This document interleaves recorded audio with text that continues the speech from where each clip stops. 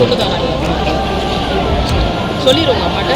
நானே கூப்பிட்டு வச்சு உங்களுக்கு லேண்டும் கொடுத்துட்டு இப்போ இந்த கலைஞர் கனவு இல்லத்தில் ஒரு 10 நாள் ஃபங்க்ஷன் வந்து இதில் ஒரு வீடு செஞ்சு நல்லா படிக்கணும்.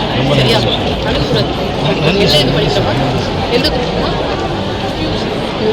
அழாதே என நம்பிக்கை கொடுத்த மாவட்ட ஆட்சியர். சொல்லிடுவோங்க அம்மாட்ட. நானே கூப்பிட்டு வச்சு உங்களுக்கு லேண்டும் கொடுத்துட்டு இப்போ இந்த கலைஞர் கனவு இல்லத்தில் ஒரு 10 நாள் ஃபங்க்ஷன் வந்து இதில் ஒரு வீடு செஞ்சு நல்லா படிக்கணும். சரியா தந்தை பிரிந்து சென்று விட்டதால் வறுமையில் போராடும் குடும்பம்.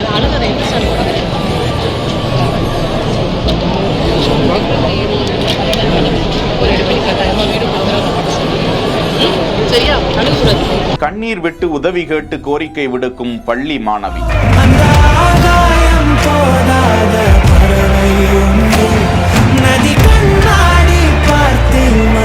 திருப்பத்தூர் மாவட்டம் கந்திலி ஒன்றியத்தில் கசிநாயக்கன்பட்டி அரசு மேல்நிலைப் பள்ளியில் 11ஆம் வகுப்பு படிக்கும் அந்த மாணவி நிகழ்ச்சி ஒன்றில் கலந்து கொள்ள வந்திருந்த மாவட்ட ஆட்சியர் வருகையை அறிந்து கொண்டு அங்கு சென்று கண்ணீரோடு கோரிக்கை விடுக்கிறார். தனது தந்தை தனது தாயார் கலைவாணியை விட்டு குடும்பத்தை விட்டு பிரிந்து சென்று விட்டார் என்றும் இதனால் வீட்டின் வாடகை கொடுக்க முடியாமல் உணவிற்கே மிகவும் கஷ்டப்பட்டு வருவதாகவும் வறுமையில் வாடிக்கொண்டிருப்பதாகவும் தங்களது குடும்பத்தினருக்கு உதவி செய்ய வேண்டும் என அவர் கண்ணீரோடு கோரிக்கை விடுத்தார். நீ கலங்காதே, உங்களது குடும்பத்தினருக்கு விரைவில் வீடு இலவசமாக வழங்கப்படும், பட்டா இலவசமாக வழங்கப்படும் என அவர் நம்பிக்கை கொடுத்து அனுப்பி வைத்தார்.